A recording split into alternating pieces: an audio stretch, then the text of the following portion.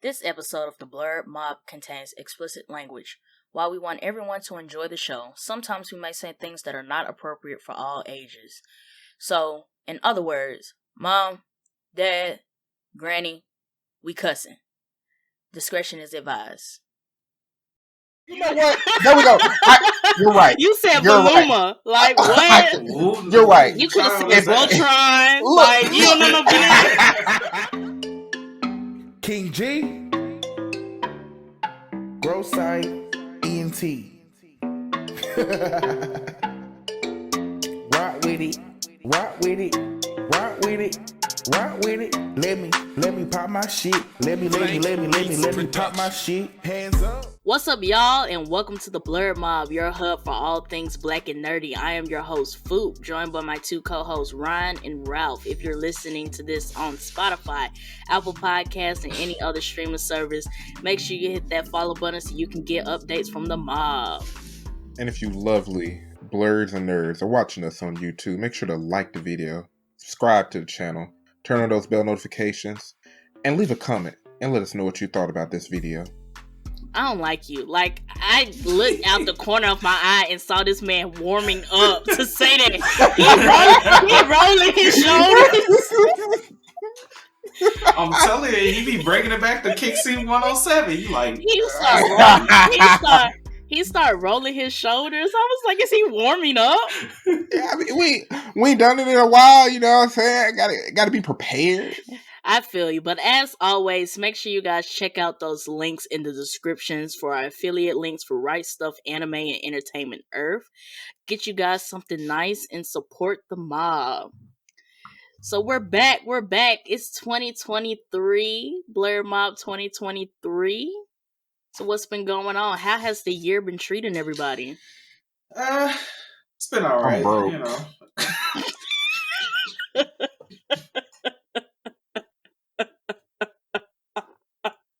Forget all that flower. You bringing all that flowery mess up in here? Like, no, it's not unicorns and rainbows. I'm broke. Let's look at what's behind him, and let's ask why you broke. Oh, Ryan, I wanted to bring this up before we even get into the conversation. I wanted to bring this up that your video on TikTok have gotten some comments, and I want to give you one last chance to defend yourself on this matter. What comment? So on your Hisoka video, you got two comments. Where's it? Where is it? Let me see. I'm old, so I don't know how to work this. Oh, somebody said he came watching a child fight. Somebody else said, "Bro, that's grooming." For your last chance, I'm gonna give you one last chance to defend yourself on this matter before we get Choose your words wisely, please. Please choose your words wisely. Background. We did mob interviews. Make sure y'all go back and watch those in case you haven't. And one of the questions that was given to me by our interviewee, Antoine, was, why are you a fan of Hisoka? I feel that Hisoka is more of a mentor to Gon and Killua as nin users. If we would like to use the term grooming, I will not use that in a negative connotation, more of the connotation of a mentor going to his protege, making them an elite nin user. Because Hisoka sees the potential in Gon and Killua to grow and become better. See, now my counter question is, what positive connotation have you seen grooming used as? Because parents groom your kids. Like, I know, like, grooming now is like applied to like relationships when it's like an older person. But he's not their parents. That's why I said a mentor to protege. He's grooming them into being great nin users. I feel like you're stretching that one. You're reaching again. What Antoine said, this is what we call reaching. Groom is defined by Google as to prepare or train someone for a particular purpose or activity. Hisoka is grooming Gon to kill him at his peak as a top tier nin user. He's a mentor. That's your final words? Yes. All right. And there you have it, folks. That's Ron's last defense. But back to the previous statement. Yes, we broke out you. Man. Oh my god. I'm not broke. Yeah. Tax season coming up though. You remember we had this conversation last year about our impulsive buys with tax season coming up. We coming That's back going around. towards credit card fees. Oh boy, what? Let me tell you. What you talking about? Yeah. Y'all thought I was gonna buy more manga. That's going toward my credit card. Yeah, we gotta pay some stuff down. Do you hear me? Yeah, man. 2022 hurt. Yes. Pocket wise, Very much so. I think 2022 was fun. 2022 was so much fun, but pocket wise, 2022 hurt. Bro, if I be real, I still ain't recovered from moving to Texas, dog. I'm being honest. That was a lot of money. Like, I just don't see nobody just immediately bouncing back from moving, though. Moving to another state, you just don't immediately bounce back from moving to another state. How long has it been since you moved? 6 months now. But I'm just saying, like, travel fees, getting all your stuff there, paying. Now you know how apartments go. They won't what rent, then more rent. Then I think you got to do like 2 months rent or something, right? Your security deposit. My security deposit low because I got the rental history. My issue was I actually got a lot of stuff now, and I wasn't finna be on no truck and driving across country and then having to ship my car. So I had to ship all of my stuff in the U-Haul box. Them things like $2,000. The box alone just to ship my stuff. And then I had to pay security deposit, first month's rent, and all that. What kind of U-Haul box you got? Where they ship all of your, it was like $1,500. It added up to $2,000 because of insurance, storage, and all of that. But they had to deliver all of my stuff to so the it's like city. a metal, so like a storage unit type thing. Yeah. They just when you said U-Haul box, I'm thinking cardboard box, and I was like, how did you fit all your shit? It's no sponsorship. It's called a U-Box. And they kept my stuff safe. It's just that was money. It's like a big metal bin, almost like, not like GTA level, not like them crates that Walmart use, but like a third of that. Yeah. Okay. I never knew they had that. I have to, next time I move, I'll think about it. But, yeah, 2022 hurt the pockets. It did. So, 2023 been hurting. You was in Miami. We was in Miami. That's why I stayed at home. I said, like, the way it worked out, I had 0 PTO for that trip. It wasn't gonna work. Even if I wanted to go, it wasn't gonna work. It was not gonna work. Oh, no, you have been going out. I don't think I used any PTO for this trip. I literally worked. Skating on the edge of glory. This wedding that we going to next week, I'm skating on the edge of glory with PTO for this trip. Nah, I got the Lady PTO. Gaga said, "I'm on the edge."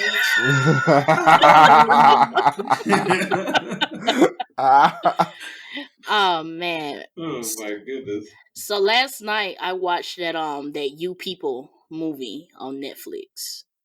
The one with Jonah Hill, Lauren London, Neil Long, Eddie Murphy. Mm-hmm. I was never even made aware of this. It's written by Kenya Barris, who is behind Blackish.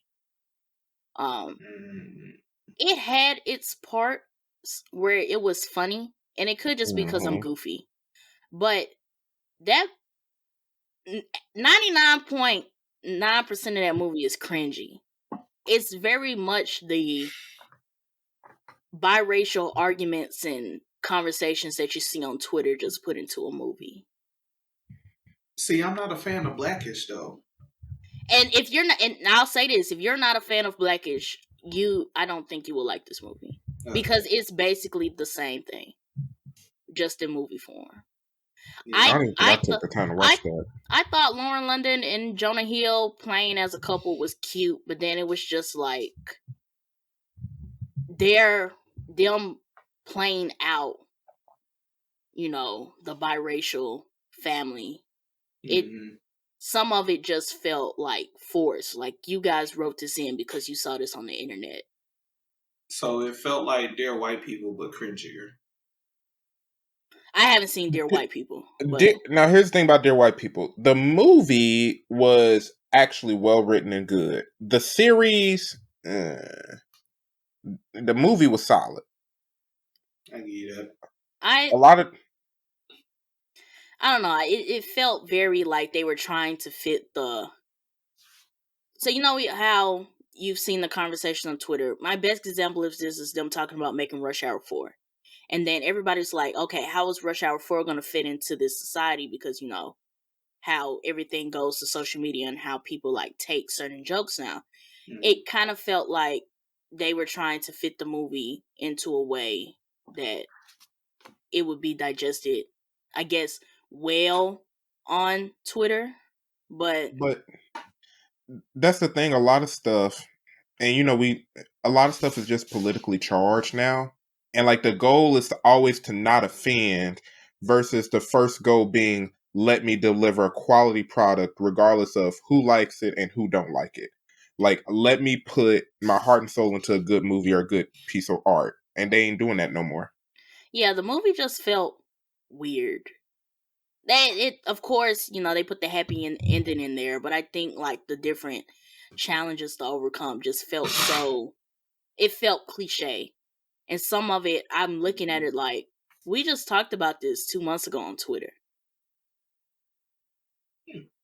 I mean, you can't get mad at them. Like, you can get mad at our direction, but I give it a 6.5 out of 10. I think it did. I did laugh at some parts. I will say I did laugh at some parts, but some of it you're gonna sit through and it was like, oh my god, like, and it's not like, oh my god, why did y'all say this? It's like, y'all, like, why are we saying this in this movie? So 6.5, high average, almost passing average. Almost, yeah. Okay. Well, since we're talking about movies and we talked about a bad movie, let's talk about a good one that just came out. Puss in Boots. Hey, Ralph, let's rewind. I want to formally apologize to Ralph. Let's rewind. Hold on, wait, no. Let me say it. I need an apology from everybody that pooped on me about that movie. Cause that movie, people did comment. I want to start with Mito. Listen, I want to start with Mito. A year ago, rewind, Ralph said one of his most anticipated movies was Puss in Boots, and I laughed his ass out. I did. But I saw that movie last weekend. That jaunt was beautiful. Fire. It was like watching Shrek. Like, Puss in Boots, The Last Wish would be this younger generation's Shrek. Like, the way that the jokes went, the way that it was crafted, they kept the fairy tale element where all of the different fairy tales came together, and then you have all these individual stories fitting into this overarching story. Beautiful. It felt like I was watching Shrek. And it was like little tidbits that people went back and looked and realized, you know, about the main antagonist, about how he was there. He was actually there the day, you know, Puss, quote unquote, lost his 8th life. Well, his last life. Yeah. He was there. He was in the background. And I was like, bro, now it makes me question, was he in the rest of these pictures? He said he was there for all of them. Like, it's mind-boggling. Like, they put a lot of thought into They had a really good... He had a really good villain. Yes. With the big bad wolf basically embodying death. They did a really good job with this. Oh yeah. So for everybody who laughed at Ralph for Puss in Boots, I feel like you have to apologize. And if you don't believe me, go see the movie and then come back and you're gonna have to apologize. When you edit the video, you gotta find the old video where we laughed at him and add. I promise you, dude. You gotta add it in there. I got it. Bring it back. It's already edited because I think we posted it. Like, we needed something to post. Oh yeah, let's post the video where we laughed at Ralph. Put that clip right in there, grayscale it. Be like, let's go get that video where we laughed at Ralph for Puss in Boots. I already got it. I know exactly where it's at. And just say, pretty much kind of finish off my honorable mentions. I had Puss in Boots, The Last Wish. Yes. I can't stay muted. What? I can't stay muted. You didn't like the Puss in Boots I can't be movies? serious right now. Ralph. Yes. I'm gonna let you. You didn't like the Puss in Boots?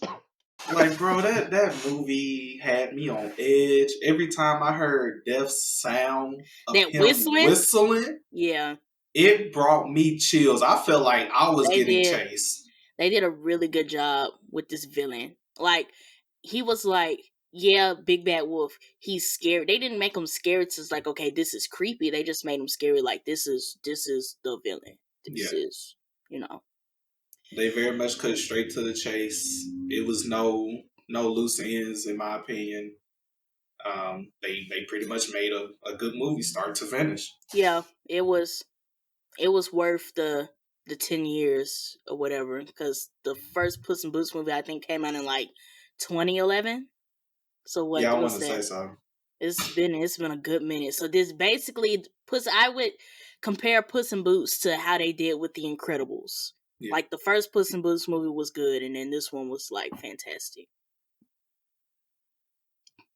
I've also been watching The Last of Us on HBO Max. I haven't played the game, but I have been watching. I've been watching the series, and the series is actually like when I watched it, I was like, this is interesting, and it kind of hit close to home because like the whole thing is like a fungal infection. So in the first, like, they do a flashback to like the 1960s, and I'll make this quick to not like spoil it too much, but they were like, fungi can't infect no people because the Earth's not hot enough. And I'm sitting there like, well, global fucking warming.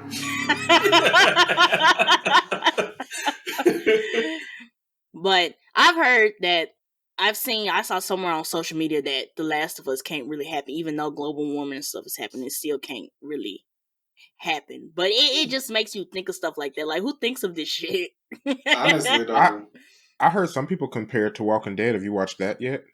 No, I haven't seen Walking Dead, but I think it's the same type vibe, like the zombie infection and whatever, and everybody's surviving, and then you got like the safe camps, and then what happens when you go out the camp and all this other stuff. So I've been intrigued.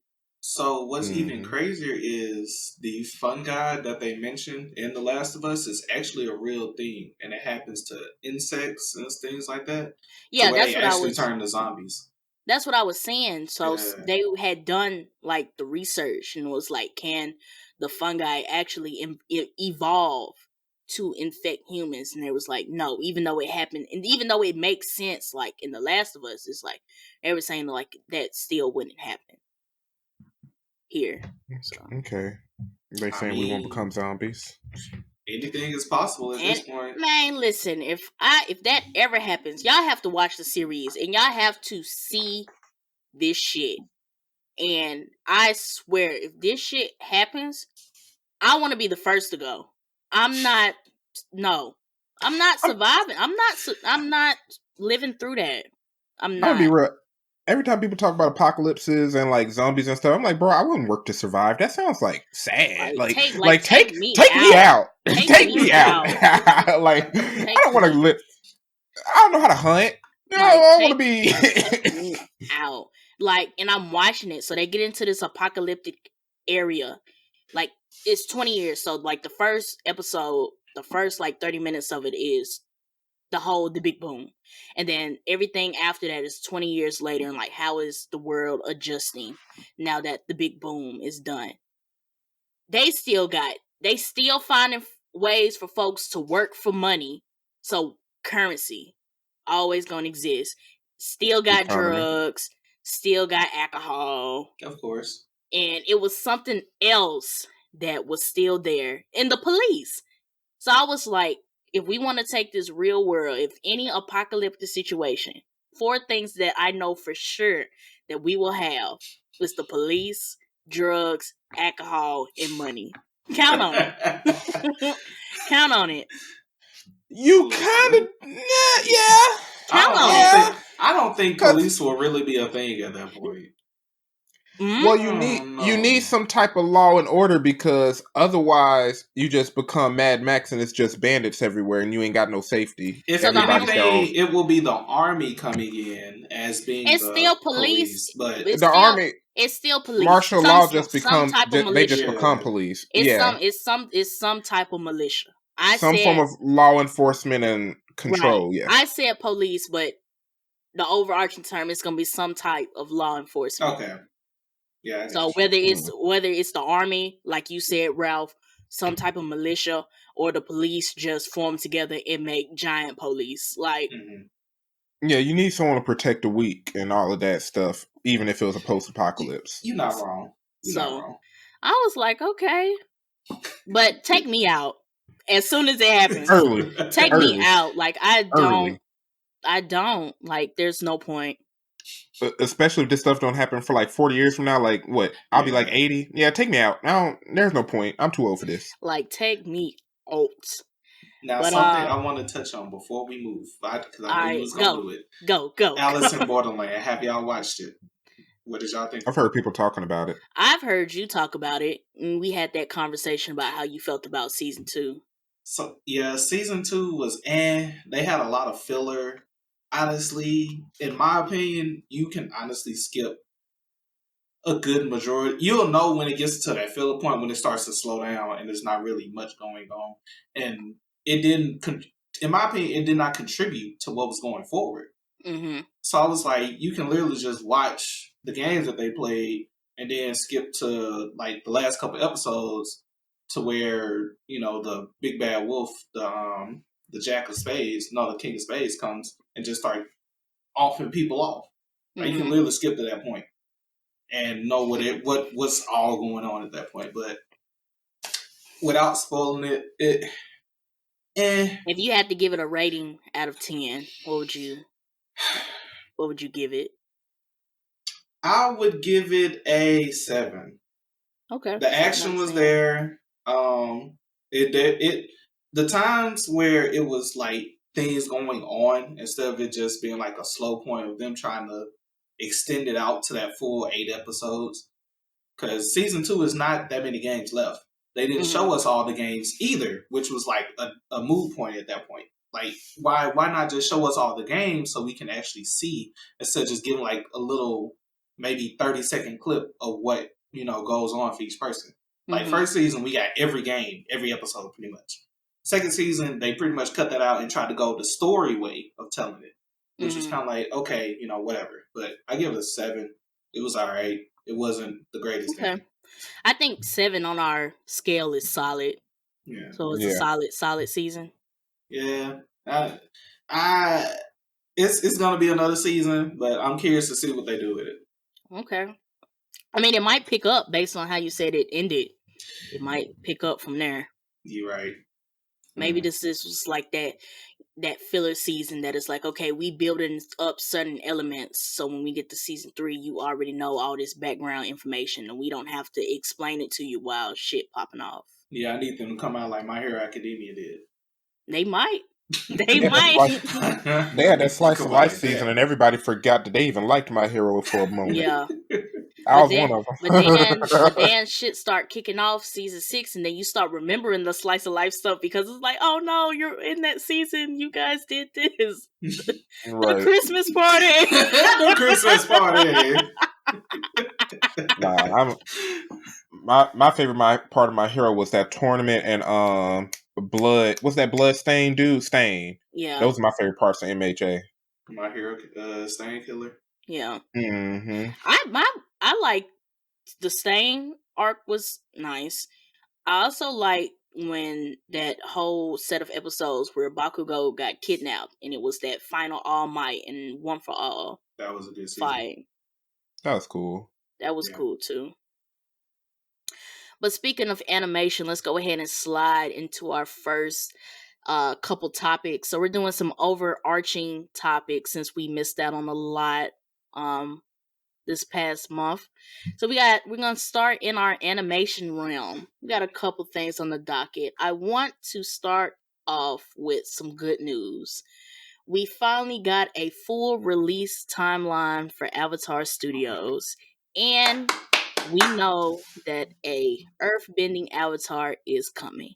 Just to put out some stats before we hop into the discussion.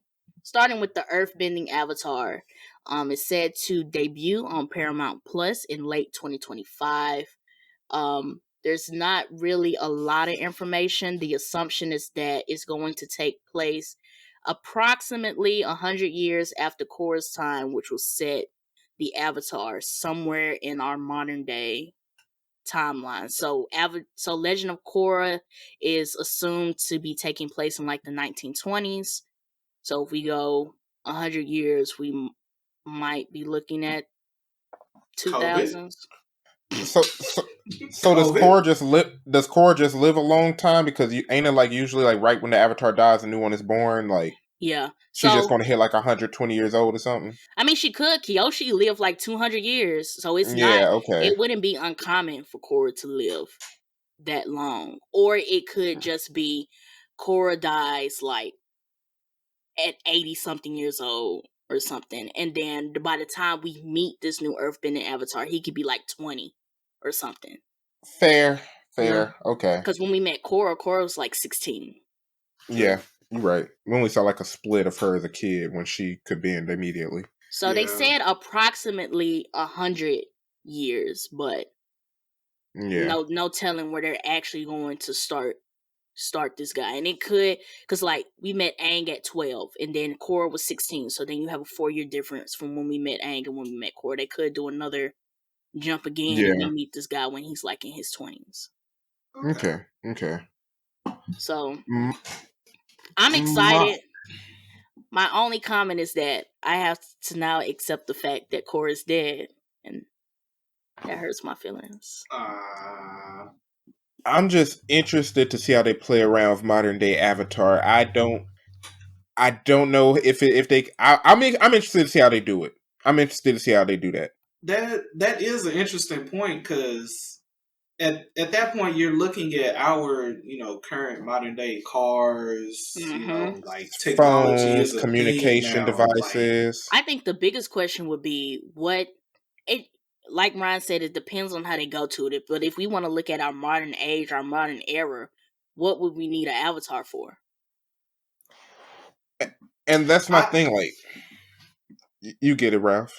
I think it's gonna be kind of like that dilemma where, not to even kind of compare the two, but how Batman was introduced as well, with like the police being around and controlling like the crime and stuff that goes on in life.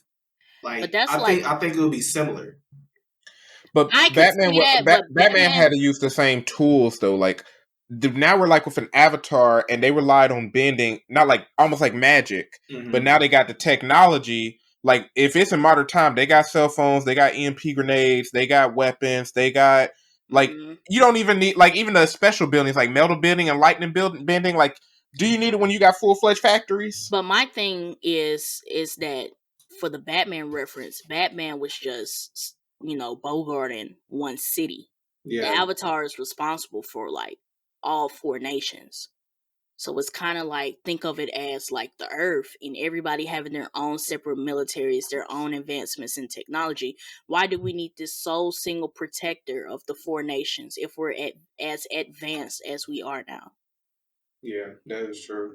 And I'm really wondering, like, is this going to be, their like best villain that comes out, since it is that modern day time? Like, who is going to be the villain that takes over the 4 nations? I would almost want to see if bending is even like a commonality. Yeah, like if technology is being so advanced to like what Ryan was saying, if we have all of these factories, why do we need metal bending and lightning bending to do these things if we could just build stuff if the non-benders are building so much technology to support themselves, is bending even a commonality? What are the benders doing? Like, are they just, I'm an earth bender, but I work in this factory, I don't really use my bending, or or something like that? Are they still teaching people bending? Like, I'm an earth bender, but I don't know what the fuck I'm doing, so I really don't know how to use it. Like, And Korra's generation kind of already targeted, like, that all that transition from what was like the traditions and the culture into modern times. Now we're like, I'm assuming we're going to be fully jumped into modern times. Like, you shouldn't be seeing no temples in like the 2000s, I even if mean, you Bending was might. You around. I might mean, see a you might couple though, in the because Might, city. but I mean, if you think about it now, like they do have sacred areas Yeah. for temples yeah, and stuff. Like, no, it may not be like this one. You might not have like the Western Air Temple, but you might have yeah, an area in that piece of land that airbenders could go to. Mm-hmm. yeah. It's just interesting because like fantasy is normally tied to like medieval feudal Japan. Like usually that's where fantasy takes place. You don't see too many people do fantasy in like modern times. Like I see it in like Fire Force, but you don't normally see it too much in modern times. So I'm interested to see how they play it. That's a good point that you brought up, Fire Force. So they could. Now the way Fire Force did they little fire stuff, that was he got creative. The mangaka behind that got creative. And when Yeah. you brought that up, I could only think that Avatar would do the same thing. They would have to be creative with how all this works, and I can only think about it as of how the comics work. Like, let's talk MCU, DC universe. Like, you have all these magical and superhero beings living in the modern times where we have these cars and these factories and this technology and stuff like that. And then the way that they fit these characters into these, storylines. So I could see it happening, but I think it would be really interesting as far based on what we've seen in the Avatar universe and how that can fit in the modern times. So yeah, I'm also glad that they're taking their time to, do this instead of trying to rush it out. Yeah. Just to get it out there. Like, I mean, take all the time you need at that point. I agree. This to us, it seems like it's a big hurdle to tackle. I'm sure they have plans. The fact that they announced it, because they announced it in 2022. Mm-hmm. So the fact that they announced it in 2022 and the series is not supposed to come out until late 2025 is they've given themselves ample amount of time to develop how all of this is going to work. Right. So, and with them still having the original creators, I'm optimistic that they will pull out a good story that connects back. Okay. So, announce, I'm cautiously optimistic. I think they'll do fine. I'm not too worried about the animation. What I was about to get into is for the rest of the timeline, and this is Avatar Studios mix. This is basically an everything Avatar timeline. So this is the Netflix stuff as well as Avatar Studios. So we got the Netflix live action Avatar The Last Airbender Season 1, Book 1 Water is supposed to drop summer 2023, with Book 2 coming in summer 2025. The first animated film from Avatar Studios is supposed to come out October 10th, 2025. And then the new Avatar series is supposed to drop after that in 2025. Zuko is coming October 2026. I can't see the rest of my screen. They got another animated spin-off series coming 2026. Book 3 Fire for the live action is coming out summer 2027. Then they just got some more. Oh, the next pictures was zoomed in, and I'm trying to squint like an idiot. But anyway, that's all we got right now. Didn't Kyoshi get re? I think that got canceled, didn't it, for the adult no, I think Avatar that got brought back film up at the end of the year. I thought Kyoshi, something got booted. Yeah, I thought that got booted for them to show like Aang and his crew as adults in the animated film. I think that's what happened. I think they booted Kyoshi. Yeah. For the Team Avatar movie. Nah, they need to bring that back down the line. Nah. I ain't letting it go. So honestly, so I agree and I disagree. I think it would be nice to see the Team Avatar as adults animated. I also think because they're showing the movie before they do the animated series, that the movie may tie into the challenges of what the Earth Avatar is going to face. which would be a bit more closer if they tried to do a Kyoshi movie and then turn around and do an earthbending Avatar, because then at that point you have like 300 to 400 years difference, maybe, between Kyoshi's time period and the earthbending Avatar. And it could also be the fact that they didn't want to do 2 earthbending Avatars back to back as well. I wouldn't necessarily want it back to back, but at least put it back down the line, because I know every year they want to release, a movie and a series after 2025. So just bring it back down the line. How would y'all have felt if they did like a while Aang was basically in that ice ball, because that was for like 100 years, right? Mm-hmm. If they had followed somebody who wasn't an Avatar, like if they followed like a White Lotus member or something and traversed through that time period. Well, the White Lotus wasn't. Oh, the White Lotus was established, but it was not the way that they established it in Legend of Korra. I don't know how they would have gone about it, but like, because Kyoshi would have been going far back, and I think like when Roku came in, he said like his Avatar time period was kind of smooth until like the end, because he had to deal with his homeboy becoming Fire Lord. Mm-hmm. But like if they wanted to show like a time where there was a lot of conflict, especially seeing like the air nomad temples being destroyed and everything, like what if they had showed like a White Lotus member or even a member of the Fire Nation when they was conquering? I just don't know how well that would have fit in. Like, I guess I'm going back to like the audience thing. If the same audience was the audience for Avatar: The Last Airbender, I'm not sure how attention grabbing that would have been. With us already being exposed to Aang, and then Legend of Korra had hella nostalgia in it from having Aang's kids, Zuko still being alive, Toph still being alive, and then latching on to these new core characters, and then coming out with a new spin-off series that completely erases everybody, even Aang, to focus on when in reality it would just be politics. It would be politics and war. Yeah. So how attention grabbing would it be to have a children's cartoon that's just based on what we've already seen, to go back and it's just a politics and war cartoon with no characters that we're familiar with? I mean, I think that's what I would have liked. For me personally, I think I would have liked to see unfamiliar characters. I think as an adult cartoon, it would excel very well. But if we're looking at the audience of what Avatar: The Last Airbender, directed towards, I don't know if that would have sold. Yeah, because we got to remember the target audience as well that they're trying to get to. Pull up that Michael Jordan meme. F them kids.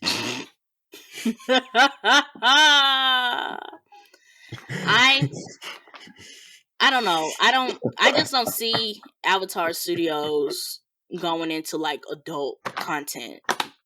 Yeah. And I think that would be really good as like adult content, but not like, oh, let's make a show for kids. What is it? It's politics and war. Is Aang in it? No. Is Katara in it? No.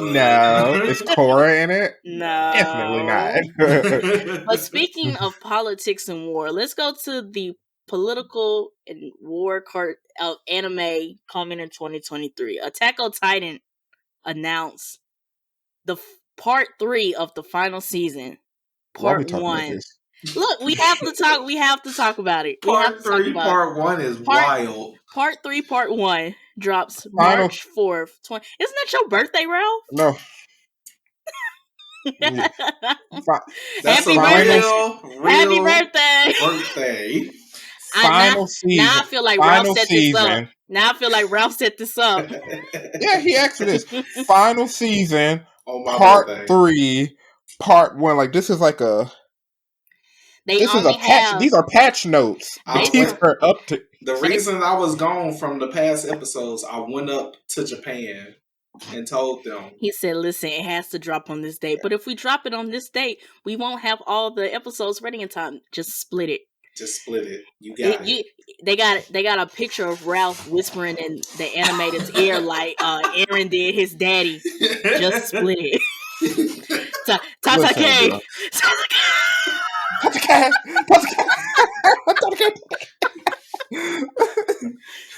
But bro, they said it's only 9 chapters of the anime. Of the manga left to animate. I can only foresee that they are trying to get a lot of. They are really trying. I guess they're really trying to sell these last 9 chapters. Yeah, they are milking the cow at this point. Yeah, they hurting the cow. The cow is strained. But ain't no milk coming out. The only thing I would say is that MAPPA has a lot of projects this year, and maybe they shouldn't have taken on all these projects. Look, I'm not in charge, but they're doing One Punch Man Season 3, JJK Season 2, Attack on Titan, and what's the 4th one? Chainsaw Man. They did Chainsaw Man as well. Is Chainsaw Man coming back 2023? I don't think so. We're not sure. It's a 4th anime that MAPPA is also animating. So, at this point, they breaking labor laws and they can't see their kids anyway. But they should have they should. I'm sorry. Like at this point, Japan don't care about the MAPPA employees. Let's just be real. They should have not done. They should not split this final season part 3 into multiple parts. I think they should have done this. I agree. I think they should have just, did the last. They just should have just did all the episodes. I don't get the part 1, part 2 of a part 3. Like, it's that test that you're taking. Oh, it's just 3 questions, but here's part A, and then part the person B, be and like, part "Hey, yo, C. did you know them questions on the back? Them bitches. These are the questions on the back of the Bro, you like the back? Show your work. So the test is the final season. You got part 1, part 2, and then season 3 is split up into part 3 is split up into 2 parts, and them the questions on the back of the test, and then nobody saw because you flip over the paper. Like we're at AOT:FS.3.1. I can't do this, bro. These are patch notes. This is how games update and send out to their players. Like, this is what we brought in this patch. I don't know. Oh my goodness. I'm disgusted. I'm disgusted. I just don't. I did see that they are planning to release the second part still in 2023. So now, both parts are slated for 2023. They just split them in 2. So I'm hoping that the gap between part 1 and part 2 are not too far apart. If I had to guess, it's releasing in the summer. I heard later, so it might be fall. Well, winter, Ralph, technically goes into February the way the anime seasons go. Like, the winter season is like December, January, February. So they could do like late summer and then not come back to like January. Yeah. I heard both parts are going to do 2023. So I don't know how it will still count as 2023 if it started in December and finished in January, which is sad. Okay. Well. Yeah. That sucks. So the question is, with them stretching this final arc for this long, will it leave a distaste in the viewers' mouths and things like that? It depends. I'm still gonna watch it. I think it depends. I think it honestly depends. I think what Ryan said. I think everybody's gonna watch it regardless. But I really just think it depends, how they, animate the rest of this story. Mm-hmm. Like how are they telling these 9 final chapters? Like if you split this up into 2 parts and y'all lacked on the animation, the story is not lining up with the manga. Y'all then made some big major changes that don't make sense. Like I could see that leaving a bad taste.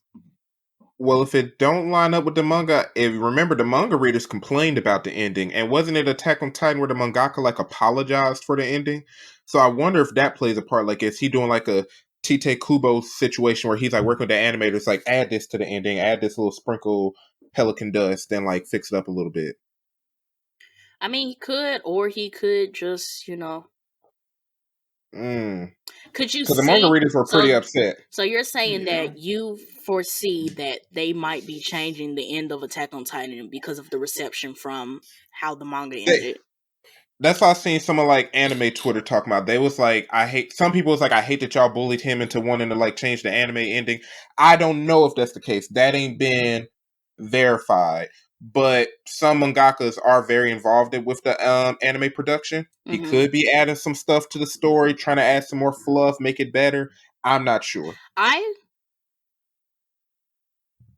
don't see that being a bad move on his part, because it's pretty smart if that is what happens. It's just because of how media travels. Like, yeah, you could read Game of Thrones and be like, "Oh, I hate the way Game of Thrones ended," but like if we want to talk about season 8, if had George R. R. Martin finished all the books and somebody said I hated the way Game of Thrones ended, shit really didn't hit the fan on how we actually hated how that ended until the season dropped. Yeah. So, and that's true, because this type of media is more digestible, like videos and all that. So I don't see that being a bad move on his part. If they are taking their time to retell certain pieces of the story just because of the feedback they got from the manga ending. Okay. I can see it being a smart idea. It worked for Bleach. It definitely worked for. It's been working for Bleach. So that could be it. That might be why we're getting part 1 and part 2. They still trying to figure some things out. We getting the patch notes. Oh my god. So I got one more thing on the animation docket. Being deemed as the worst show on television. It gets worse. It gets worse. Is Velma on HBO Max. So Velma currently has a 42% on Rotten Tomatoes with a 6% audience score, and currently has a 1.3 out of 10 on IMDb. However, it has the biggest premiere day of any animated original on HBO Max. Everybody came out to see something and hated it. That's what you just said. You grabbed everybody's attention. Everybody's at the Roman Coliseum to see this gladiator match, and it was trash. I watched the first 2 episodes. I had been seeing clips on Twitter, but I watched the first 2 episodes, and the jokes just didn't hit for me. That joke was not funny, and I feel like a lot of it was like forced jokes. Like, I see where you were trying to go with this, but it didn't stick the landing. Velma feels like somebody who's on Twitter and is saying, you know what, I'm going to give them something they like, and they don't realize that Twitter is not real life. I mean, that's Velma. You gotta look at who Velma is being played by, not even to like, yes. So really great point. The way, because I will say Mindy Kaling, she did a good job in The Office. She was nice, but there. She was a side. But she was a side. Yeah. And now we're taking her and putting her in, the main character position in a already, evolving area of like jokes that you don't want to touch, or like you pretty much walk a fine line when it comes to being a comedian now.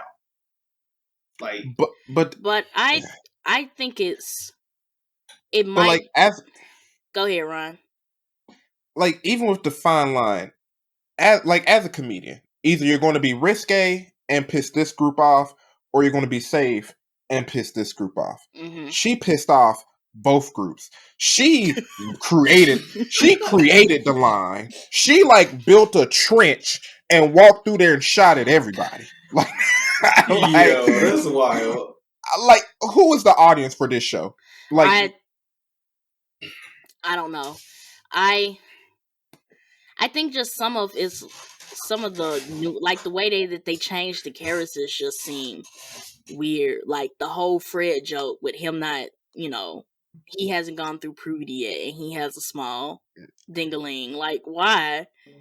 Like, why would that be? Why center on that? Like, there's a lot of things that you can joke about Fred, but why that? Then they turned Shaggy black, and his whole thing is simping over Velma to the point that he was about to sell his kidney for $500. I'm gonna be weird. Ain't no black dude selling his kidney for $500. Touch on it. Touch on it. To Touch get on some, it. to get Touch. some girl. Touch. The simping, Touch on it. the simping from Norville, because his name is Norville. His name is not Shaggy. Was, I don't know. It was a bit. It was cringy to me. It wasn't like, oh, you're a simp. It's like, you're a simp.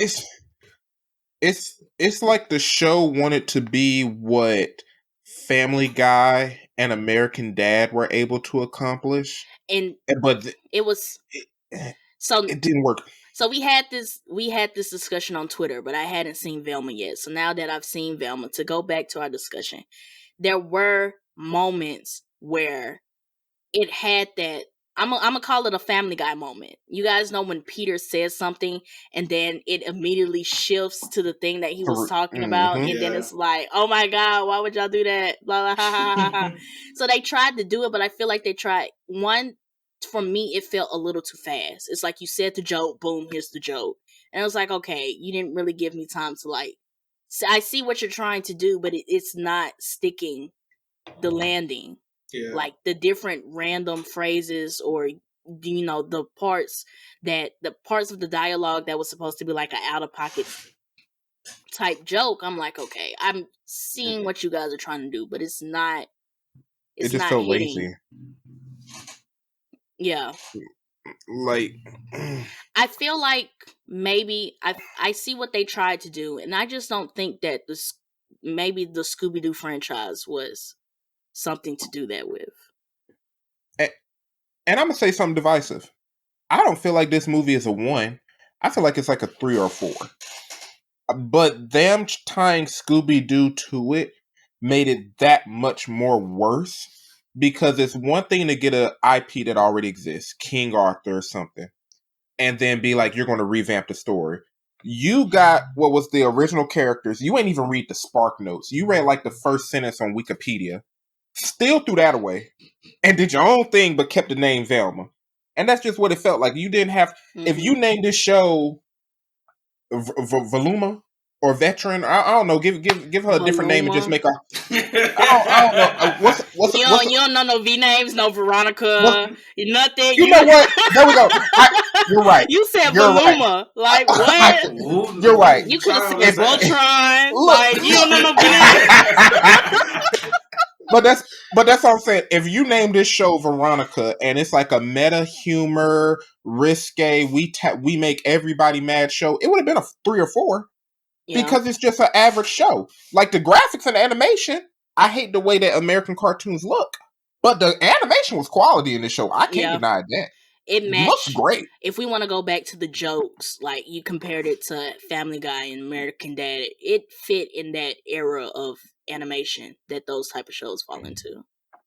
Yeah, it's like it's lazy writing. Yeah, it's not. It's the jokes don't hit. Yeah, the animation's great though.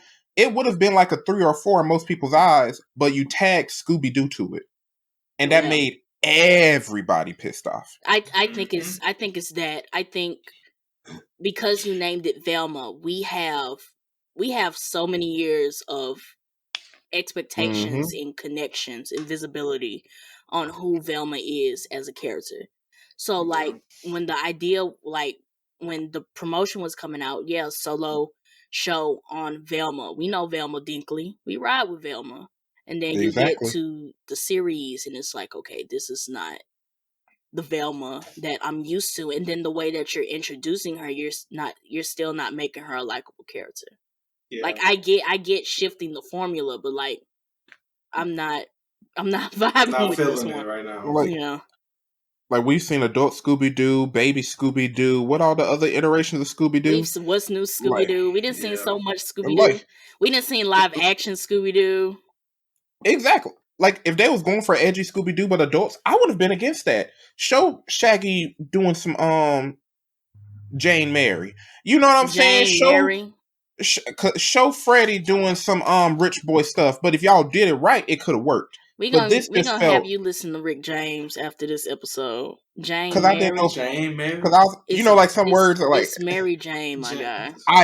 I know, but I just was like, I know that some words be blocked out, and I was like, did YouTube catch on Mary Jane? Why would YouTube block out Mary Jane? I don't know. Maybe they caught up. Maybe they caught up to the hype. Like they know these words are bad, but Mary Jane, we gonna catch that. We get it now. Like we get the joke now. It's like when you say "son of a biscuit" around your mama, and then like Look, you if said it you enough could, times and if she gets I it. want you to go to YouTube right now and type in Mary Jane, I bet you $5. The first thing that's It's gonna gonna show pop me up, Spider-Man. it's gonna show you Rick James. It's gonna show me Spider-Man. YouTube. I'm gonna check right now. Hold on. Look up Mary Jane. I feel like it's gonna show you Rick James. It's Rick James. Next topic.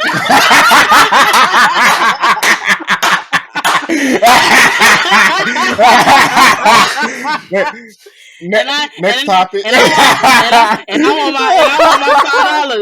want my $5. We ain't bet no money. I want my $5. Look, Listen. next topic. We said Velma bad. Fine. What we talking about? Oh my god, I'm crying. We done with Velma.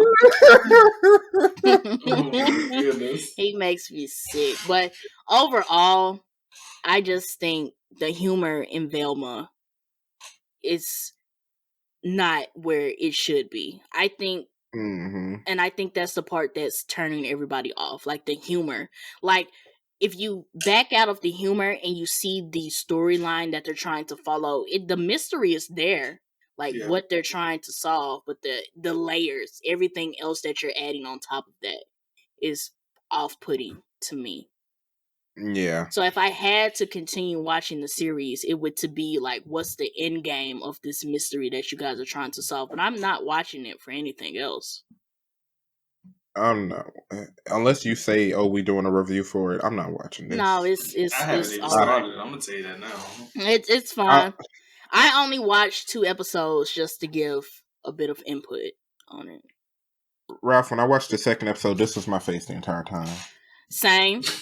I sat in my bed. And I was like, "Damn, I ain't laughed once." I ain't laughed once. I don't even think I blinked. I just couldn't. I just felt like I was sitting there watching a show. Like I'm literally watching brainless television. True brainless television, like real. Like this is in the background while you do homework. No, this is. I only watched it because just to see what all the hate was about. Well, now we know. Now we know. But let's move on to the next topic. This topic also pisses Ryan off. Our next episode of Let's Piss Ryan Off. Universal Studios has announced that they are bringing a theme park to Texas, but it's not what you think it is. They are naming this project Universal Kids Frisco. This will be a 97-acre park. The target audience is for kids 3 to 9. The rumor is that the lands will be themed after multiple DreamWorks properties. There will be no dark rides. There will be no tall roller coasters. The hotel, they will be building a hotel alongside it. It will only have 300 rooms for 5 stories. So Ryan, how are you feeling? This is the Velma theme. This is the Velma of theme parks. Bro, I'm in Texas. I just went to Universal for like the second time with my great friends who are on the podcast right now, right? Even saw Disney World. And I'm like, Universal in Texas. I'm wearing my Harry Potter robes! I'm gonna have a great time. 97 acres. Ooh. How big is 97 acres? How big is Disney World? Oh, like 800, 900 acres? Okay. Oh, How big is, we're regular Universal. Like 800, 900 acres? Okay. How big is Six Flags? Like 120? What's going to be at this Universal? Like, is it going to be like 3 rides? It's smaller than. So they said no dark rides. So for people who don't know what dark rides are the rides that are inside of buildings that you wait in the queue and you sit down in the thing and go through it. They also said there will be no tall roller coasters. If it's anything, it's going to be family size. This is a waste of money.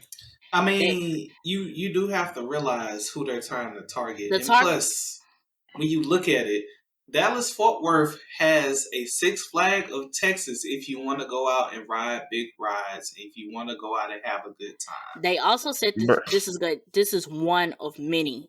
So this is going to be their test. If this succeeds the way that they want it to, they're going to make multiple of these in different states. So I could only see Universal is trying to get like that best of both worlds. Like, here's our competitors to Disney. Now here's our competitors to like Legoland. That's the only thing I compare it to, because Legoland, you can't even get in Legoland without a child. So Yeah. I don't know if y'all feel like this, but I was having a discussion with somebody. I feel like kids, we got so much stuff geared towards kids having fun. And I feel like adults don't get much fun stuff. They give us liquor and a view, and they say have fun to adults. That's what we get told. Liquor, music, and a view, and that's have fun for adults. But I think I want to go to Ralph's point. They said the target audience was ages 3 to 9.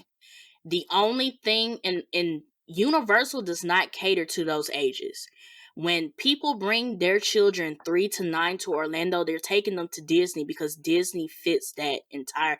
Our grown asses was at Disney, but when you remember when we went to Magic Kingdom and we saw babies in strollers, we saw toddlers, we saw small families. Universal is missing that piece of the pie because their main theme parks don't fit that target audience. So I feel you, but I'm just saying they're trying to get into that demographic. This is their plan to get into that demographic. And plus, the Dallas-Fort Worth area was perfect because the only place that's there is Six Flags of Texas. Yes, Texas has like 40 plus amusement parks, but Dallas-Fort Worth only has one.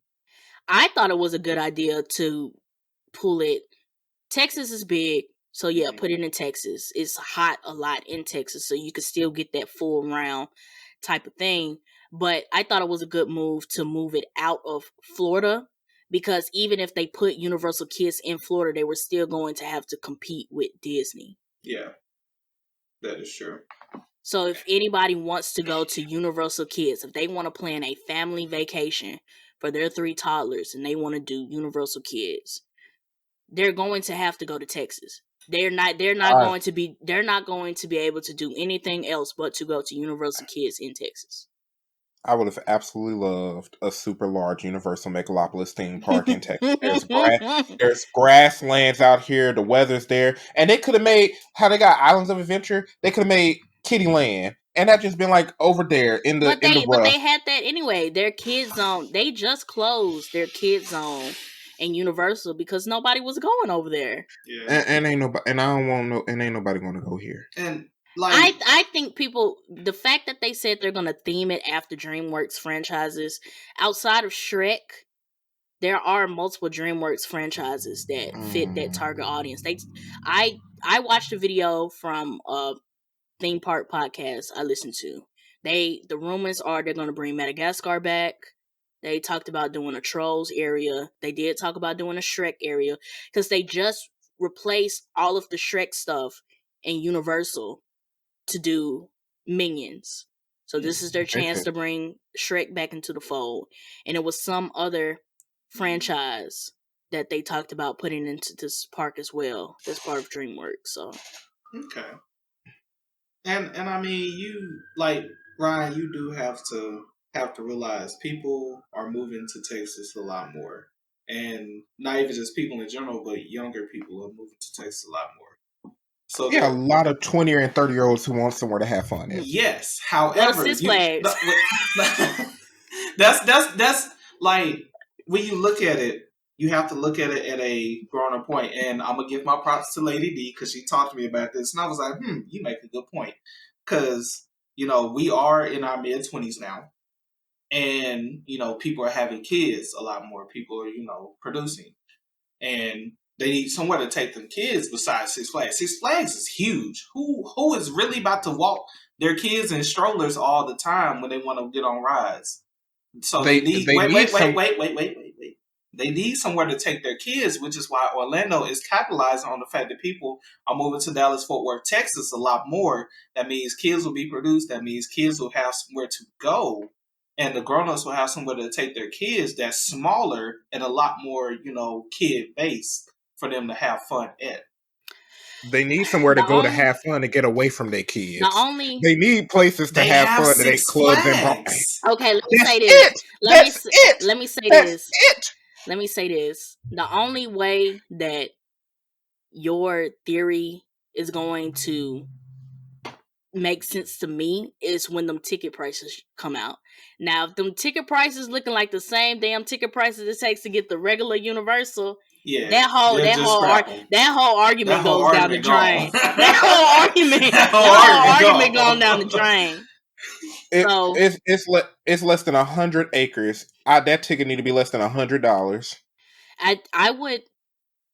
How much is a day in Universal? Like one day, not cross park, one not day, both parks. It's over 100. Yeah, and a Six Flag ticket I think is 64. Correct? You said for what? A Six Flag ticket is like 64. No, it's like pretty cheap. $64.70. Yeah. And Six Flags is bigger. Even the small Six Flags is bigger than that. Them tickets need to be sitting between $50 and $60. I can see them doing package deals, honestly. Because they are going to have a hotel there. Because if they have a hotel, it's like, 5 days. What is it? 4 days, 5 nights. For your family, and all of y'all get these multiple park tickets. Or they might, with it being in one park, you might pay for a ticket that lasts you the whole time that you're there. So you wake up at the hotel, take them to the park. Mm-hmm. They said they're going to have additional space for expansion. So, but I don't know. The fact that, I don't know, and it's 3 to 9 year olds. So I really don't know, like, if rides, they said it's going to be a lot of meet and greets. It's not going to be a lot of rides. So basically it's going to be a meet and greet park where y'all do some cute stuff. Take pictures with your kids. They said it's not going to open super early. It's going to open like 9, 10 a.m. and it's not going to close super late. Like they said, no later than, I think, 9 o'clock. Basically, this is a field trip area for 2nd, 3rd, 4th, and 5th graders. Pretty much. Basically. This is like, we took our kids to the zoo already. Now we're taking them here to meet Shrek. Yeah. But okay. I don't know. I just see it as a big baby park. And I guess, and I don't know what the vibe of Legoland is, because like I said, the closest Legoland to me, you can't get into that junk without a 5-year-old child. So I ain't been to Legoland. I don't know what the vibe of Legoland is. So they could be going for that vibe. Whatever the vibe Legoland is. I was just so disappointed to see Universal new park in Texas, and I read that. I sent it to y'all so quick. I was like, y'all see this? Y'all see this? And then we started reading the details. We started reading the fine print, and it wasn't what you thought it was. It was not. Like I gave it a clickbait, bro. There's like these Portia Foop's right. These are like 3 things that just pissed me off in the past few weeks. I'm sorry. I'm just an angry person. I need therapy, probably. I don't know. I'm just upset. I mean, you just didn't read. You got too excited and you didn't read, and now you disappointed. You upset. Maybe if you would have read. Maybe I just need to go back to Universal Orlando. Maybe that's what I need to do. I need some butterbeer. But I feel like that also might be the point. Like with us being adults, like you said, we can get the funds to take ourselves with no hassle from getting kids to Orlando. Are we gonna fly? Flying small children is a lot. Driving small children is a lot. Now, I will say, I'm not a parent, but I don't see the value in taking my kids while they under the age of 5 to one of the big theme parks anyway. Just me personally. I don't remember anything. And that's why it's not big. And that's why it's not big. That's why I make them That's why it's not big. And that's why it's a bunch of meet and greets, so parents can get the cute pictures. Oh, baby, stand next to Princess Fiona. Click. Mm-hmm. Okay, let's go. You're right. That's like some 3-year-old's birthday party or something. With us, with being adults, we can make the move to Orlando, no problem.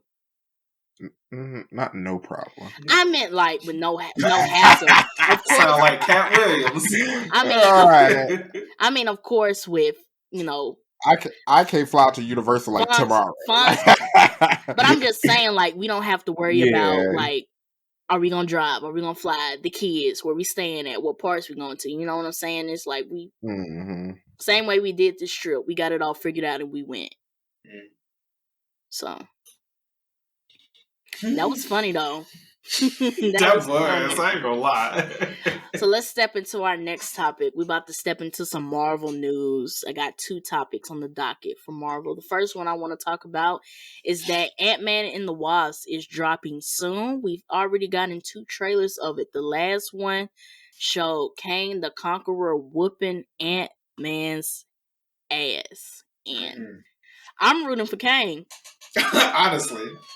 I'm rooting for Kang. Oh, I'm rooting for him. And so my theory is, I got a couple theories on this one. Is that I saw something that at the end of Shang-Chi, you remember they had the end credit scene where they opened up the rings and they saw that it was sending a signal out to something. And then if you watch the Ant-Man Quantumania trailer, his little area has these big ass circles, rings flying around his shit. So that could be an equivalent of the rings. And my theory is that Kang, the reason that Ant-Man and them got sucked in there was because Kang was already getting that signal to the to their universe because of Shang-Chi, whatever his technology is. Because in Loki, when they killed the other Kang, he was like, wait till you meet my variants. I saw another theory that Kang locked this Kang in the quantum universe. So he was actually roaming around and he locked him in the quantum universe. And now basically the Avengers then called this man and said, hey, we found your stuff. And now he finna come wreak havoc. I know that was just a lot that I just like threw up just then, but like I think this man Kang is finna be a menace, and I want to know who gonna beat this man. I gotta see him in action first before I say who gonna beat this man. But I just don't. I mean, we got one person to blame. We got one person to blame for all this. Who? Lucy. Who the hell is Lucy? From Loki. Sylvie? Sylvie, yeah. We got her to blame. Because she didn't have to kill her. She didn't have to kill that man.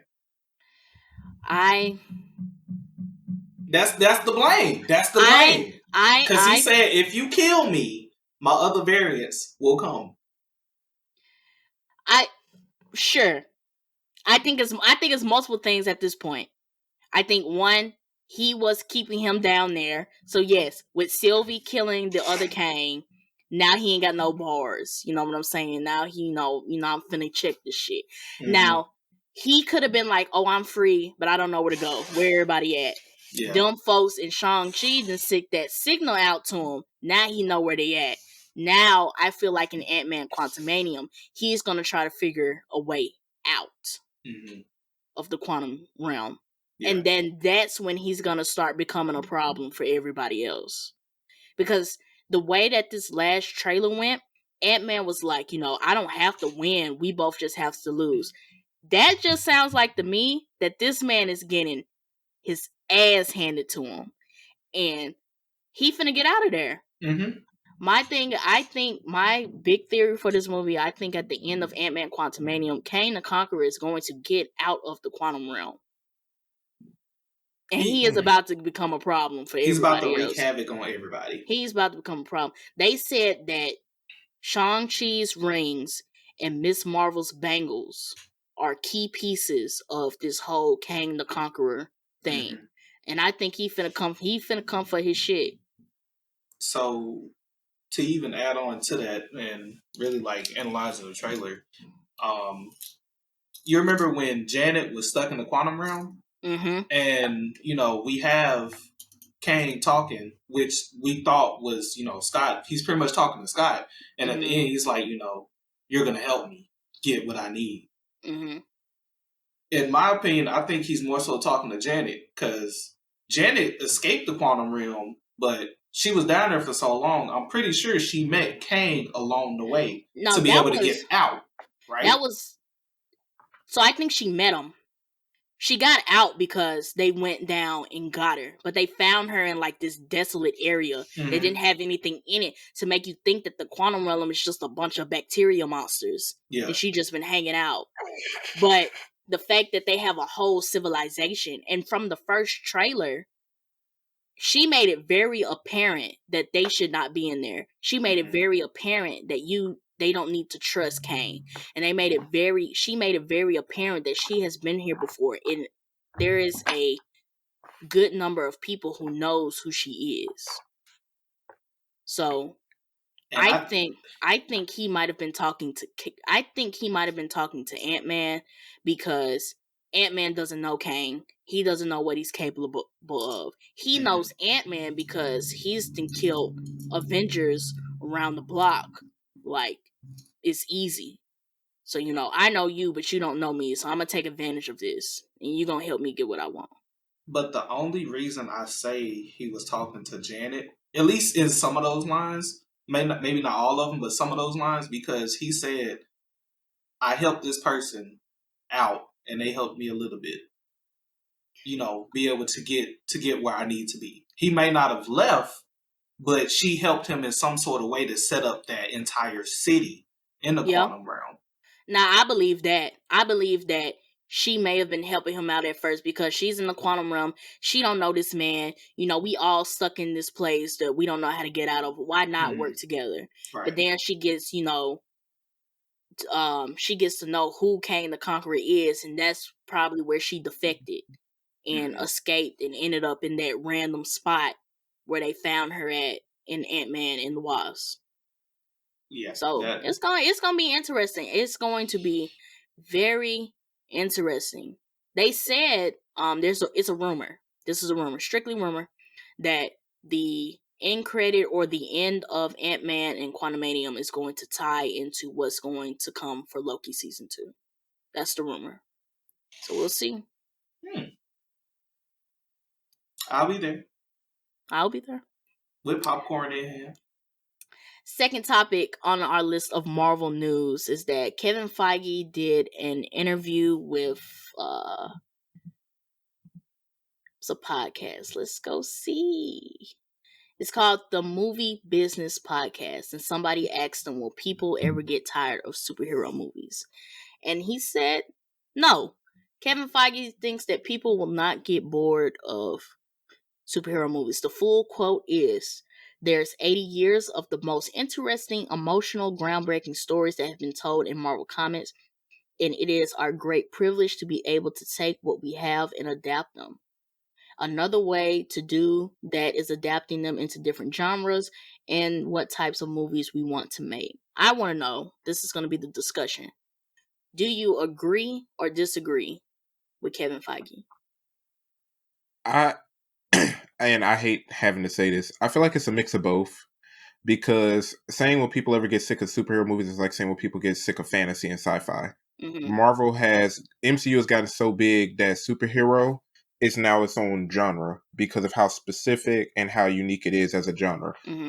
But can people get sick of the current MCU?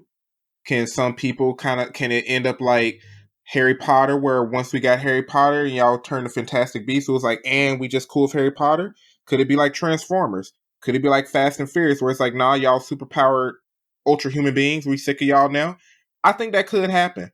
I feel like and if it does happen, we may see it now, being that a lot of people had a lot of attachment to the older heroes and everything. Could we see like a decline in viewership? Could we see a decline in like Blu-ray purchases? I think it is possible for that. Only like MCU specifically. Superheroes as a whole, nah, folks don't like superheroes. Okay. What say you, Ralph? Yeah, I would have to actually agree with Ryan. It all depends on what that family household really watches. Like, say, for instance, they don't watch superhero movies, they're not going to, suggest their younger generations to, continue watching it. Like, say, for instance, if because your dad brought you into DC shows and stuff, and you pretty much adopted that, correct? Like, say, for instance, if he did not watch that, how much interest would you really show to those kind of things, to those kind of superhero movies? Mm-hmm. Like, would you continue to carry that on if you did not have, your father showing you, like everything that you needed to know about, certain superheroes and certain superhero movies and comics and things like that. Like, I feel like if you do not have that background, it's not gonna, gel well. You might watch a few, but it's not just gonna be a continuation thing of where it just gets passed down and passed down. I would disagree with that just because of the way that I got into anime. Mm-hmm. My dad don't know shit about anime. None of my family at all that I know watches anime, but Ryan got me into anime at a late age as well. Yeah, and here's the part that Ralph kind of forgot. I don't know if y'all have ever heard this, but it's like nature versus nurture. Mm-hmm. Like where you was raised and your environment plays a part in your interest. It plays a large part. But then if that environment is nurtured or if it's left or if it's like neglected will determine what you like and are interested in your more adult and post-formative years. Mm-hmm. So it's like, yes, like for example, my dad introduced me to Batman as well. But my introduction to anime was literally just watching WB cartoons and I played video games. I nurtured that. My dad never got mad at me for watching anime, for example. My mom never had an issue with it. I had friends who liked it, and it just got bigger. But superheroes was never nurtured. That's why, like, even though MCU's big, I watch it with y'all, but most of my affinity for superheroes is honestly talking to y'all. Like, Foop got me more interested in even the DC cartoons because you're like, you gotta watch this, you gotta watch this. I heard it for like 2 years, and I was like, Teen Titans Judas Contract, that, love it. Now I will get on HBO Max and keep watching them. Mm-hmm. So that does play a part. Yeah. I agree with them. I think because of, I think nobody would get tired on it, and it's a contingency. As long as they continue to tell the stories in a way that is enjoyable and digestible, I don't think people will get tired of superhero movies because even in this moment of time, even though the MCU is right now, the MCU is exploring stories that have already been told, that have already came out in the individual comic issues, that have already been made into these graphic novels that you can buy and just read the story full out. Marvel Comics is still going on. They are still expanding on Captain America and Iron Man and the X-Men and the Eternals. They're telling stories that the MCU has not gotten to yet. And if the MCU continues to craft this universe in a way that it can continuously expand to where we could touch those stories, I don't think people will get tired of it because you're still going to have comic book fans. You're still going to have people who have already read those stories. So I think the contingency is execution. Mm-hmm. If they continue to execute these superhero movies in a manner that are engaging and have good storytelling, and it's not just it doesn't have that Black Adam effect, like, oh, let's put this superstar actor in here and let's get a bunch of explosions and all this modern day music and call it a superhero movie. If they genuinely continue to tell these stories, I don't think people would get tired of them. Now, I will say they could get stale for people who keep watching them because if you don't got competition, you have no reason to innovate. And that's part of my biggest... I think my disagreement with that is I would feel like the stories, the Marvel Comics, the biggest prop that I will always give the Marvel Comics is that they always find a way to fit their characters into the reality. Like Captain America was created during World War II, and Black Panther and the X-Men were created side by side with the Civil Rights Movement and things like that. So as our world continues to progress, the stories that Marvel is telling is going to progress to fit that reality. Mm-hmm. So they're going to always have to push the mold, and they're always going to have to innovate, because if they want to continue that our stories, our art imitates our reality, they're going to have to keep innovating. How are they going to continue fitting these characters in this reality that we live in? Yeah. I guess it's just interesting because MCU has become like the Drake of videos. Like, you're not competing against anybody else. You're literally just competing against your previous projects at this point. I would say that they have to compete against their comic book lines. Yeah. Or, you know. Well, do you think, like, well, the only reason I would have to not agree with that is because, like, Marvel movies doing good doesn't negate comic book sales. If anything, it increases them or garners more interest and vice versa. I feel you, but it's kind of like, I'll take it from like a DC point of view. DC comes out with a bad movie. They do a bad adaptation of some movie. I'm gonna do this. When they put out that booty ass Injustice movie, what was the first thing I told y'all to do? Is go read them damn comic books. That's what I'm trying. That's all I'm trying to say is that yes, movies do boost comic sales, but what happens when people stop watching the movies because you guys are not doing this side starts excelling better than this side? But that's what I'm saying. That's not DC competing with themselves. That's just DC trying to. I mean, well, what I'm saying is that is DC just competing with itself. Like, MCU is competing against itself. Okay. Like, right now, DC isn't at a level, especially in cinema, let alone television, to compete with Marvel, to where Marvel, whenever they put anything out, it's like, yeah, what do we got to do? Better than our last film, better than our last comic. They don't got any competition right now. I would think that I agree that they don't have a lot of competition. I think sometimes they have sleeping competition. And what I mean by sleeping competition are those side superhero shows or those side superhero movies that aren't Marvel and DC, but they hit. And then it's like Invincible and stuff. Like Invincible, The Boys. Like, I just saw something today that The Boys got.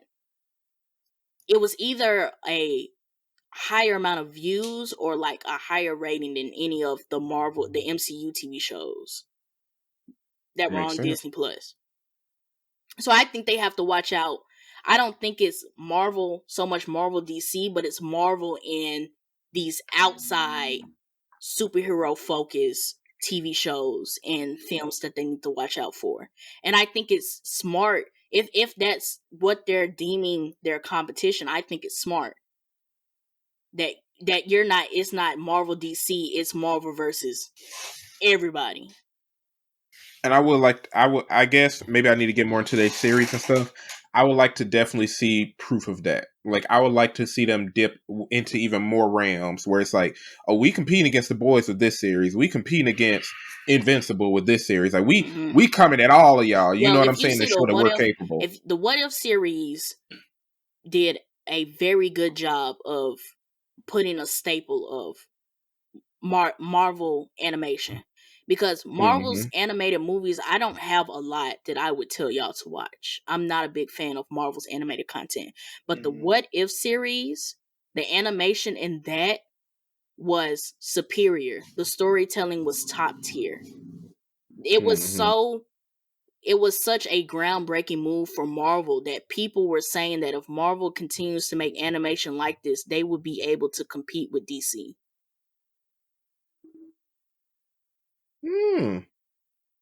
Okay. Maybe Kevin might be on to something. So I don't think, and Kevin Feige also brought up a good point that Marvel Comics have been going on since 1939. We are in 2023, continually watching a universe that has been expanding since 2008. If it's 22 years later, and we about to see a Marvel 100-year anniversary. Yeah. Yeah. If we haven't got tired of Marvel Comics now, if we haven't gotten tired of the superhero genre now, I just don't foresee us getting tired of it later. Because they're still going to have stories to tell. And from here, it's just going to grow. The way that we consume movies, the way that animation is growing, the way that storytelling is evolving. It's like they're listening to that. They're seeing that. And they're going to continue to incorporate that into that superhero genre. Like, even... And the biggest thing, this is just Marvel, this isn't MCU, but when Into the Spider-Verse came out, that animation, people have been That did trying to revolutionize. replicate. I won't say try. They have been replicating that animation since then. That movie came out in 2018. Mm-hmm. Yeah, that did set a standard. It did. So I don't think people, as long as, like I said, it's a contingency. As long as they execute it with purpose and intention, I don't think people will get tired of superhero movies. And you know what? And this just triggered a different thought only because we talked about Universal earlier. And I know like there's some Marvel related rides at Universal Studios. Marvel's about to hit their 100th anniversary. Disney hit theirs as well. What if they made like a full-on gigantic MCU theme park? Yeah, like they have Wakanda Land. Well, they're not doing a theme park. They're trying to do Avengers Campus, and I haven't been seeing any good reviews on Avengers Campus. If they did like a 500 plus acre theme park, we got Wakanda Land, we got New York. What are like the other major civilizations and areas in MCU? Like if they did something like that, I think that would be cool. They got enough content for it and notoriety. They have to be Wakanda, New York, space. They could do Asgard. I think Asgard would count as space. Asgard would be dope. Asgard would be dope but though. But then they're stepping into the fact that yes, Asgard is a real thing outside of the MCU, and I think that's where Asgard might be difficult to execute. Maybe. Just because of the fact that Asgard is not something that the MCU created. Asgard is Norse mythology. But that's the thing, like those IPs, like don't nobody own the right to like Asgard. You know what I'm saying? So like if they want to make their own interpretation, that's like someone doing their own interpretation of like a King Arthur land. Like it's old enough to where they could do that now. Yeah.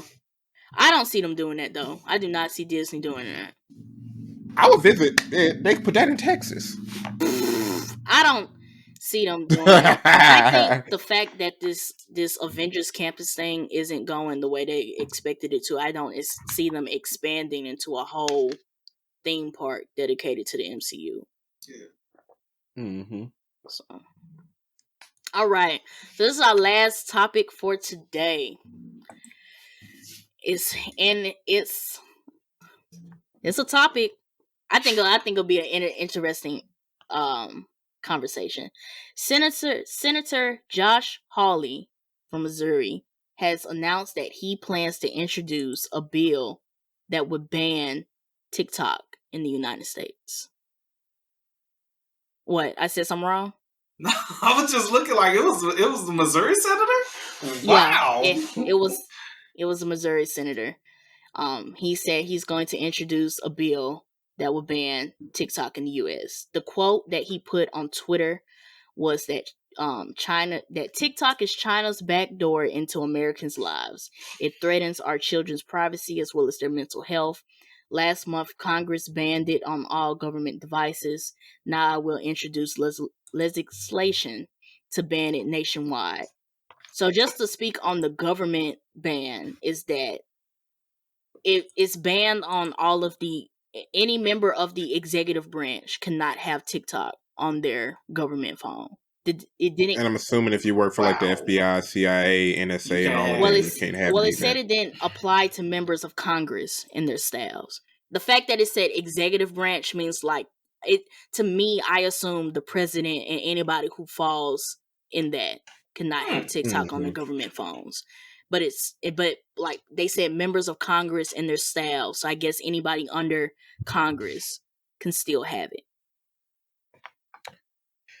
But my discussion, my discussion is, after putting out the facts, is that if this bill goes through and TikTok is banned and all of us have to delete TikTok off of our phones, how is that going to affect the content creation ecosystem? Funny enough,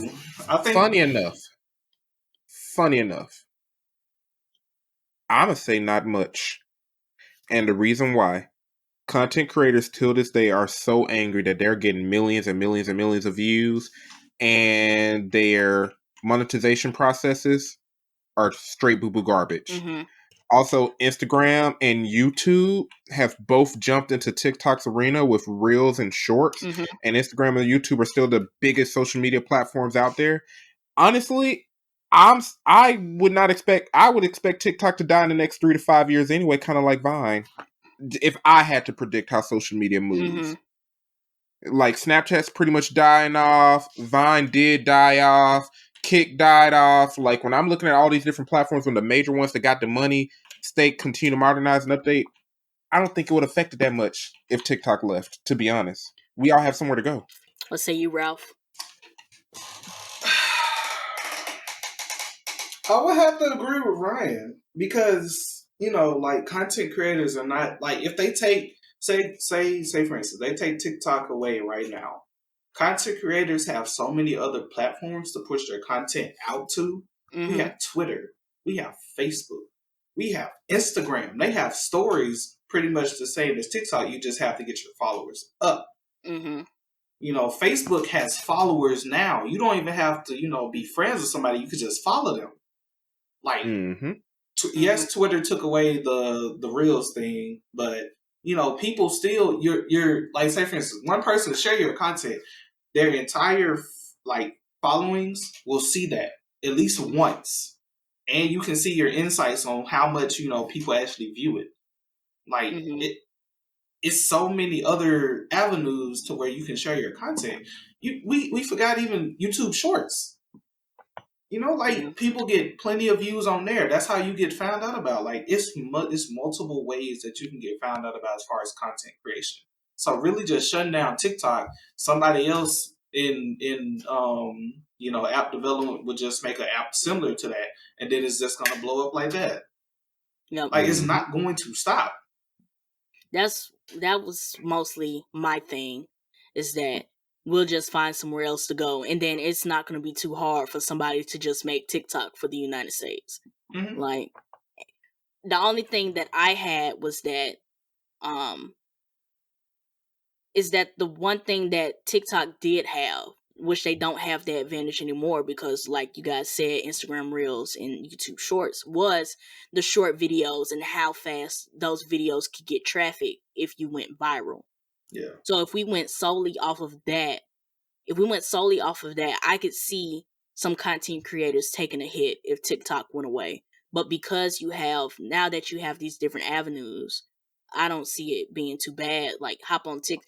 This the last day on TikTok. You hop on there. Hey, y'all, follow my Instagram page, follow my YouTube page, and I'll still keep making content. But if they didn't have those avenues, I could see this a TikTok ban taking a blow on content creators, especially upcoming content creators who are trying to build an audience, and now they gotta basically move all this stuff to this other platform and just not necessarily start over, but yeah.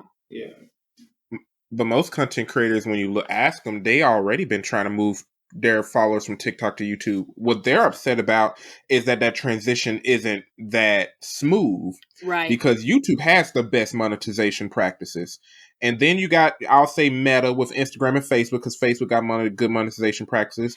But Twitch is a little arguable, and like a lot of them ain't making their money on TikTok anyway. They trying to get everybody to move. I think the thing about YouTube is that with YouTube, you can look at the content without the account. I think with TikTok is that you have to have the account to look at the content. So you're going to get those views and you're going to get those followers because it's guaranteed that whoever's watching or viewing it has a TikTok account.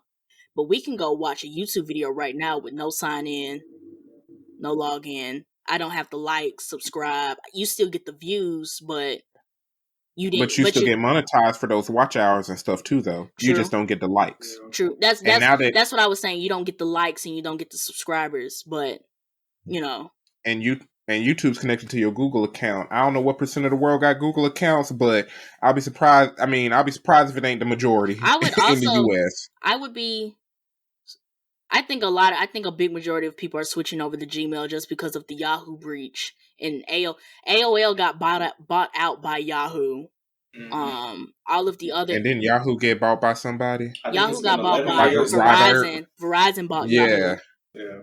So it's just like all of those other email handles that we were used to are like fading in dust, and Gmail is the best way to go because you get all of these services with it. But shout out to Outlook. I wouldn't be surprised if majority of the population has a Gmail account. But I would be surprised if there are people who have a Gmail account who are not aware that you automatically get a YouTube account just because you have a Gmail. There are some people who still don't know that Google owns YouTube, which is so funny. If you don't pay attention to tech. And that's what I'm saying. Like, right now, let's just talk about us. We could have maybe hella subscribers right now, but we could have some people who's watching our stuff that don't know that your Google account is your YouTube account, and you can like and subscribe to our video right now. Probably our parents when they go back and watch our videos. They be like, "What they mean by like and subscribe?" I don't even see the button. But I think with TikTok, it's like it's a universe. It's known that this person who watched your video and this person who liked your video and this person who follow you, they were able to do these things because they had a TikTok account off rip. Yeah, it'll be interesting. I don't feel like it'll be missed that much because I feel like y'all remember like when Snapchat came out and we got used to watching stories, and then Instagram got stories and folks was like, look at Instagram trying to copy Snapchat. The only thing that we needed was time to get used to actually clicking on stories on Instagram. Also, Instagram was offered more than Snapchat. Even with adding stories, Instagram still offered more than Snapchat had to offer. Yeah, and that's the thing with TikTok. I feel like now that Instagram got Reels, the more they added to where you could customize the videos, and the fact that and if they played on the fact that you can get monetized for these, TikTok just gonna, I feel like it's gonna fizzle out in 3 to 5 years, probably 2. Yeah. So I don't think it would be too bad if they banned it. I miss all the funny videos, but hey, y'all hop on Instagram right quick. that skit idea that you had, go post that on Instagram right quick. Go post that real quick. Go post that YouTube short right quick. What's gonna happen is pretty much what happened to Vine. Like all the Vines that we used to watch on YouTube. On the Vine app are now on YouTube. Yeah. Like it's just gonna be compilations. You can do that now. You can find TikTok compilations on YouTube. Mm-hmm. That's all that's going. You see the Vine folks try to make comebacks. The dude who made that, everybody say Sasha keep it going. He made his little TikTok account, be like, hey, I'm the real him. It's me.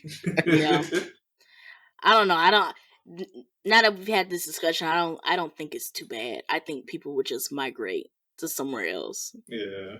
Mm-hmm. Unless they start making regulations on like, the strict things that matter, like what you can actually post and things like that. Well, Instagram and YouTube are so much more advanced when it comes to those rules than TikTok is.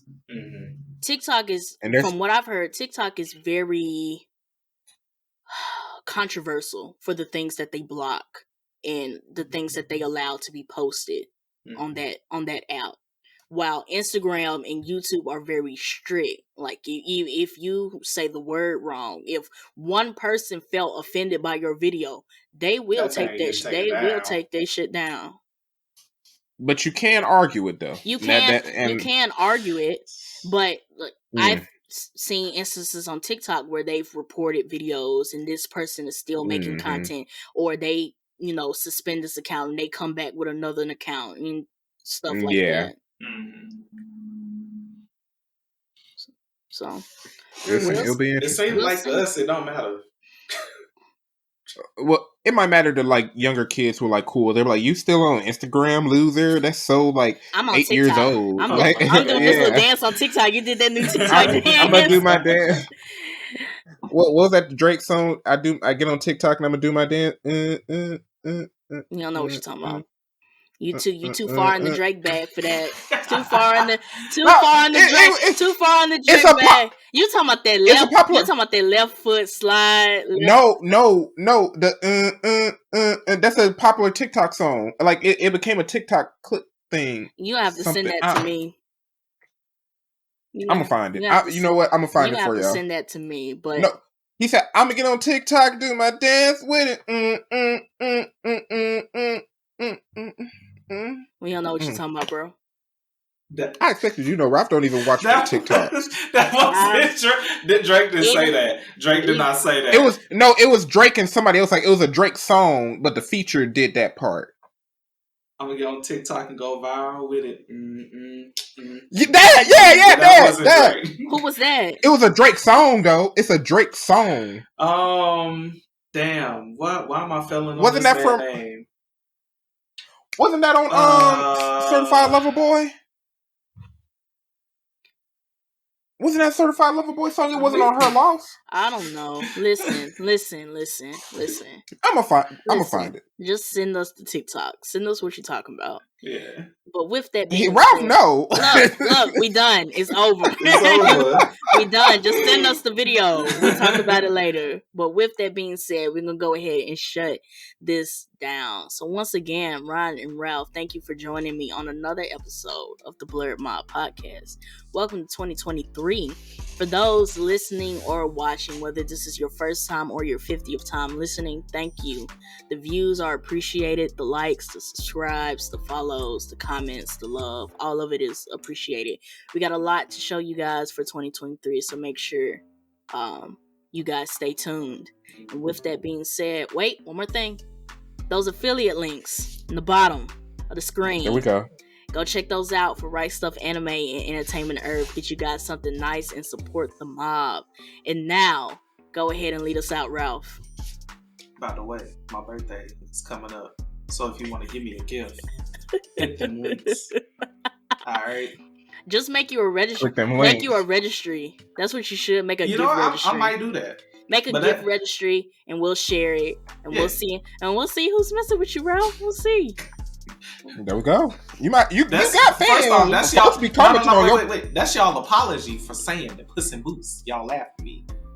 That registry is y'all apology. Look, you get an I'm sorry out of me. I'm not buying shit. Yeah. You get a I'm sorry and a hug out of me.